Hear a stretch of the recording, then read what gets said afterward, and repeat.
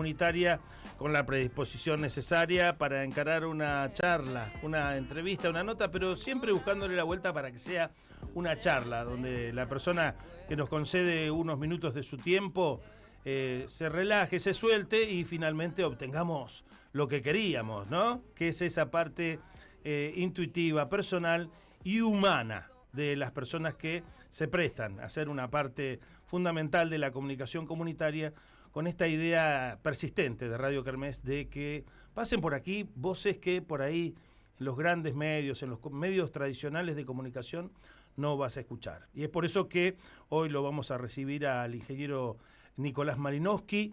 con un agradecimiento y la bienvenida que corresponde. Nicolás, Juan Pablo Bertolini y el equipo de Radiocracia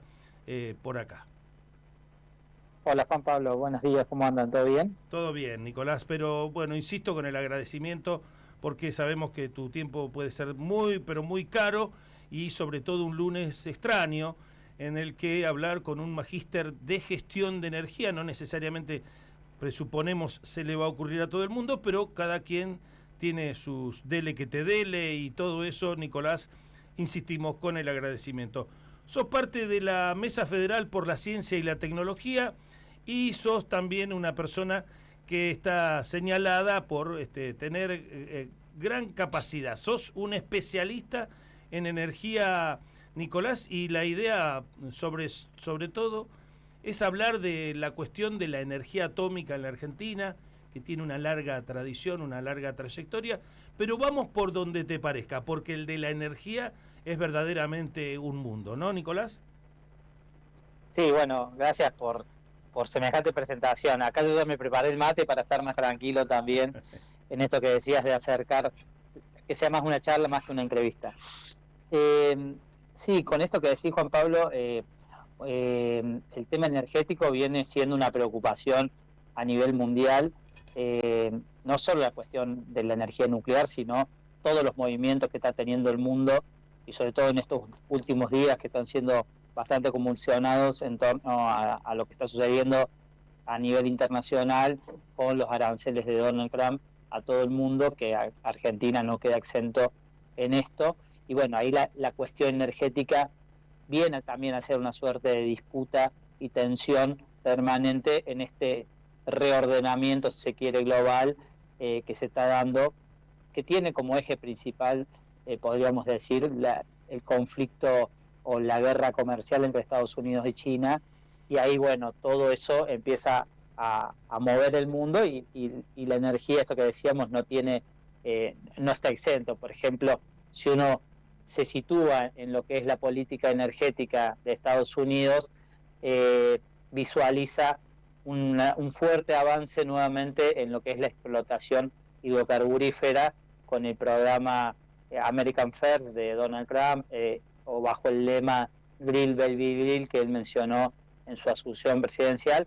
con lo cual vuelve a poner una embestida sobre los combustibles fósiles y a poner en pausa, si se quiere, o a ralentizar lo que venía sucediendo en materia de transición energética o en materia de inversión hacia las fuentes de energías limpias, al punto tal que Estados Unidos, o Donald Trump particularmente, dio de baja la ley de inflación que tenía ese país bajo el gobierno de Joe Biden, que era un incentivo a la inversión en las tecnologías limpias, principalmente movilidad eléctrica o fuentes de generación de energía también libres de emisiones de gases de efecto invernadero, ¿no? Entonces la energía viene en todo este mundo convulsionado, viene estando también convulsionada, ¿no? O siendo un eje de disputa, ¿no? Y esto también trae conflictos territoriales. No nos olvidemos, como la antesala de esto que sucedió en Estados Unidos, tenemos el conflicto de Rusia-Ucrania, que ya lleva más de tres años, y estamos viendo cuál va a ser la resolución en estos días o en estos meses, que también ahí la energía era un punto fundamental, donde la disputa central es quién provee el gas a Europa, ¿no? Y en ese conflicto dejó de ser Rusia el proveedor original o mayoritario de gas a Europa, que era un 40% previo al conflicto del gas que consumía la Unión Europea, y Estados Unidos se posicionó como el principal proveedor de gas a través del GNL y demás. Y bueno, y ahí la energía nuclear también viene a ser, en esta suerte que decíamos, de cambio climático, de ver cómo se mitiga el uso de combustibles fósiles. La energía nuclear vuelve a tomar un impulso en este mundo convulsionado, y principalmente hoy, si vemos la foto actual, China es uno de los principales jugadores, o se ha convertido en uno de los principales jugadores en lo que es la energía nuclear, principalmente para la generación de energía eléctrica, ¿no? Donde, para poner un ejemplo, y ahí te paso la voz, Juan Pablo, pero el mundo genera el 10% de la energía eléctrica es de origen nuclear. Tenemos algo de 417 reactores en operación, pero tenemos 30 o 29, China, por ejemplo, tiene hoy 30 reactores en construcción, ¿no? Entonces vemos que China es uno de los principales países que hoy está produciendo o construyendo nuevas centrales nucleares, y Estados Unidos, por ejemplo, que tiene 97 en operación, no tiene ninguno en construcción actualmente, ¿no? Tal cual. Nicolás, bueno, abriste bastante el abanico, me quedo enganchado en la zona del conflicto en el este europeo con la Federación Rusa y su operación militar especial en Ucrania, y la voladura de un gasoducto que es una infraestructura impensada en el siglo XX, realmente una maravilla de la ingeniería, de la tecnología, pero que fue dinamitado convenientemente para que se diera este proceso que señalaste, que lo pone como principal proveedor de una energía más cara a Europa, a Estados Unidos,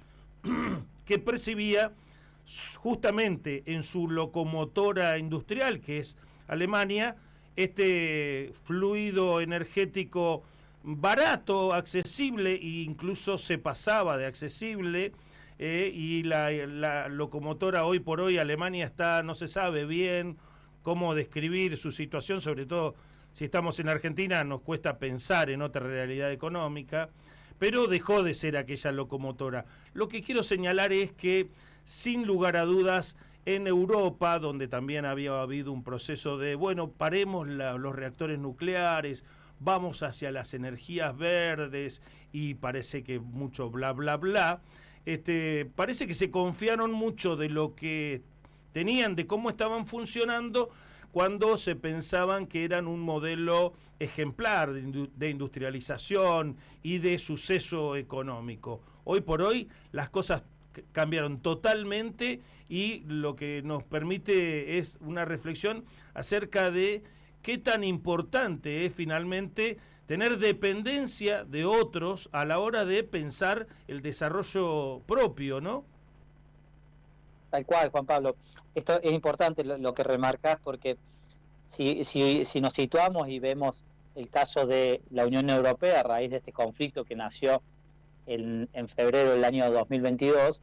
vemos que también no solo la disputa fue por quién proveía el gas a Europa, sino también por destruir, si se quiere, el corazón industrial de la Unión Europea, que es Alemania, ¿no? Al encarecerle la energía a ese país, terminó destruyendo o terminó dañando, si se quiere, el tejido industrial alemán, o está puesto en jaque por Estados Unidos y China. Y ahí también vemos una debilidad, y en esto que decís vos, la importancia de la energía y como una fuente de energía barata, que Alemania se queda sin instrumentos cuando pierde el gas ruso, porque, como bien vos señalabas, a raíz del el accidente en Fukushima en 2011, que fue un accidente de una central nuclear a raíz de un maremoto en Japón, Alemania decide cerrar sus centrales nucleares. Curioso, porque era una potencia nuclear, ¿no? O sea, tenía mucha industria nuclear. De hecho, cuando entremos a discutir Argentina, nosotros tenemos 3 reactores nucleares de potencia, de los cuales 2 son diseño alemán o de KWU. Pero volviendo a Alemania, vemos que en 2011 empezó a cerrar sus centrales nucleares y queda debilitada ante esta falta de energía barata proveniente del gas, y tiene que reactivar sus centrales de carbón con lo cual también hay una contradicción ahí en cual. esto de que se cerraban las centrales nucleares porque eran contaminantes y recurren a la fuente más contaminante, que es la quema de carbón para la generación de energía eléctrica. Y no es menor esto que vos decías, porque recién veamos cómo esto todavía está en desenlace, cómo se va a resolver este conflicto, todavía no lo sabemos, y recién hace media hora, 40 minutos, la presidenta de la Comisión de la Unión Europea, Ursula von der Leyen, salió a decir que iban a eliminar todo tipo de aranceles industriales para Estados Unidos, para poder llegar a un acuerdo, porque Estados Unidos le puso un 20% de aranceles a los productos manufactureros de la Unión Europea. Entonces vemos también cómo está en una posición de debilidad, y hay que ver también cómo se termina de resolver el conflicto de Rusia-Ucrania, porque Estados Unidos quiere quedarse con las tierras raras, los minerales críticos que tiene ese territorio, porque detrás de ese conflicto es la disputa por quién se apropia de los recursos naturales que hay en el país ucraniano, y no solo tiene minerales críticos, no solo tiene tierras raras, sino también tiene grandes fuentes de hidrocarburos y de gas natural, que sí, esto lo digo como hipótesis, ¿no? Pero si Estados Unidos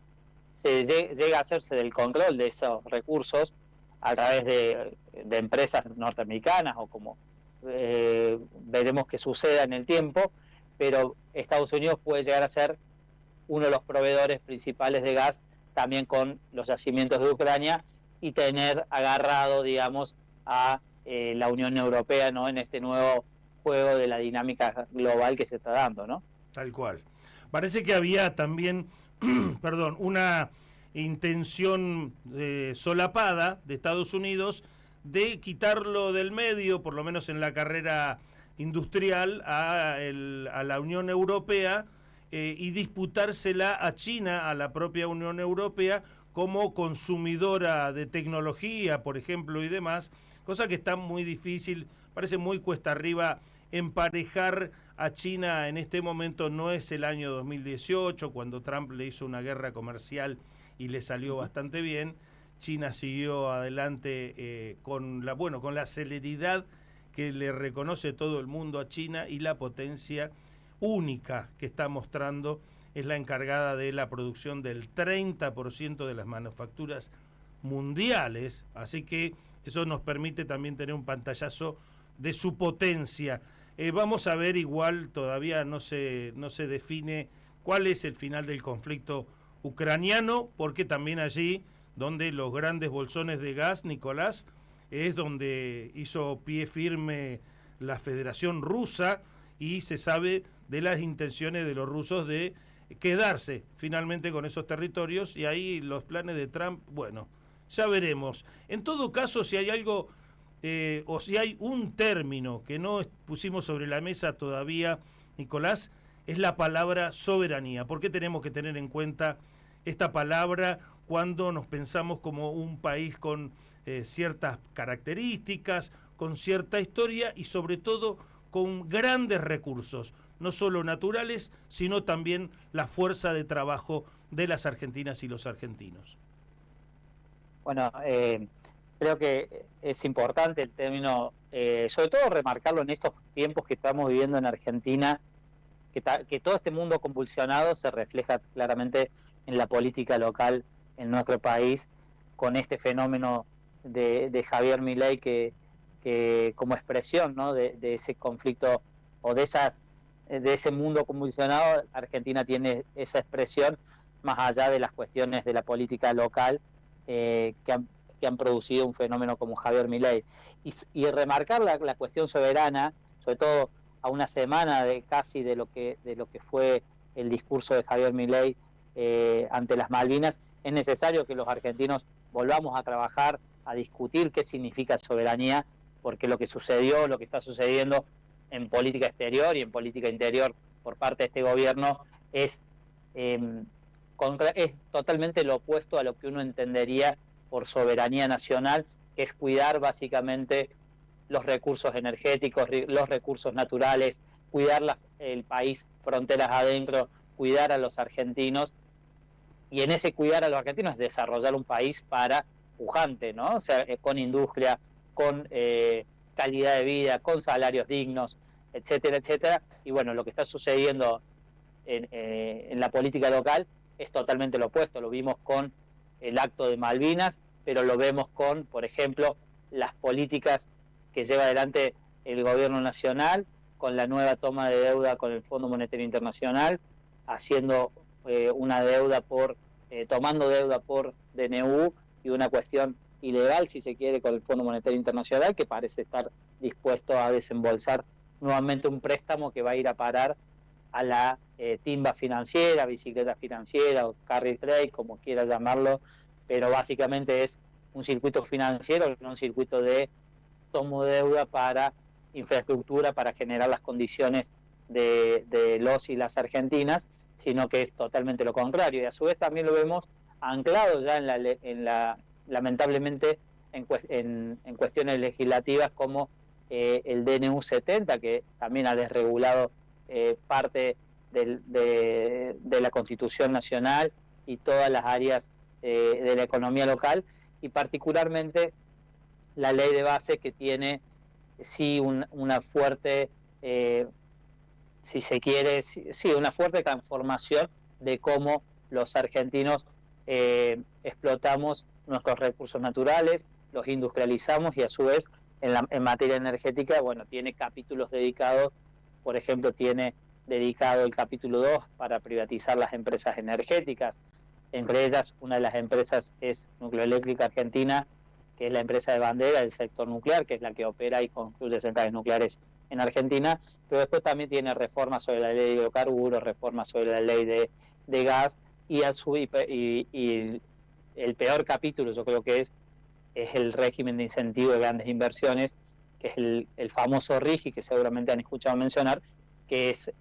a mí me gusta definirlo como una semilla a una nueva etapa extractivista en el país, porque blinda a las empresas por 30 años para que se lleven las divisas al exterior sin dejar nada a cambio, sin exigirle un proceso de industrialización y demás a las empresas que entren bajo esos regímenes, y a su vez quedan sujetos o a salvaguarda, diría yo, de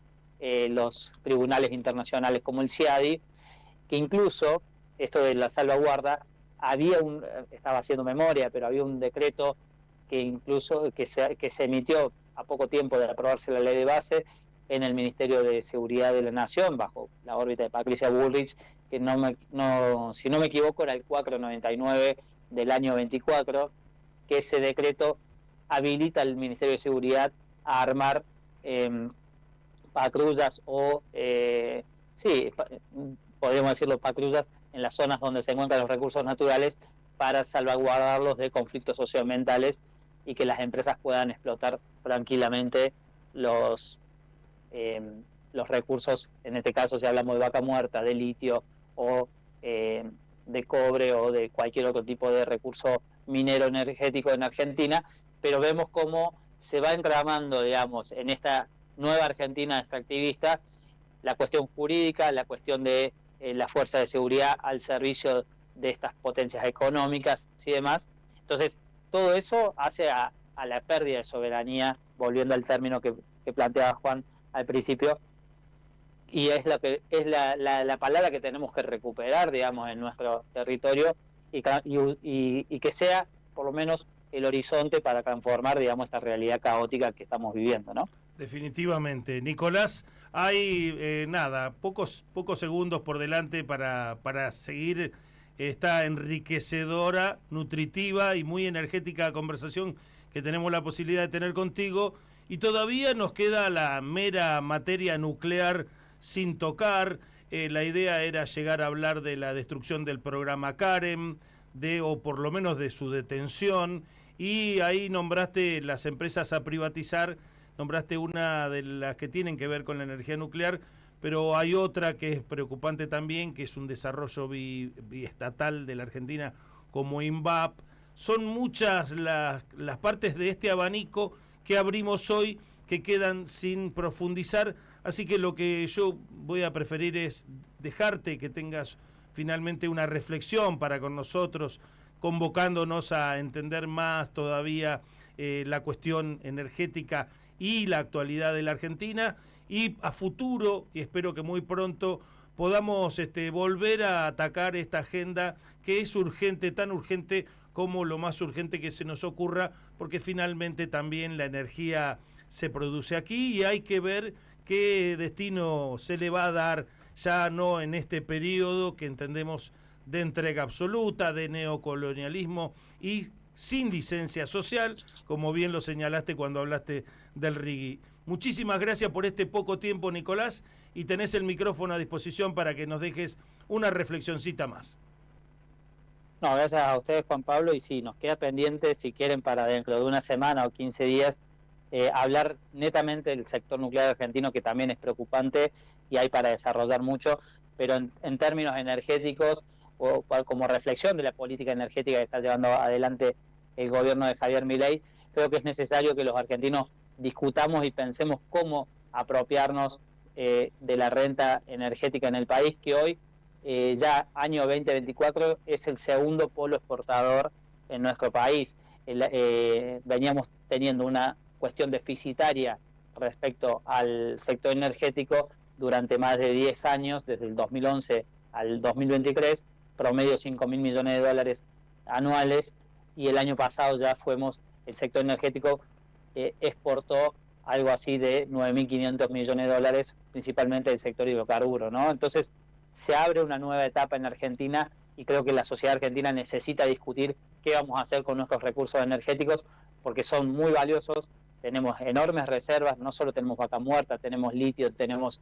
offshore en Malvinas, hay offshore también que está siendo explotado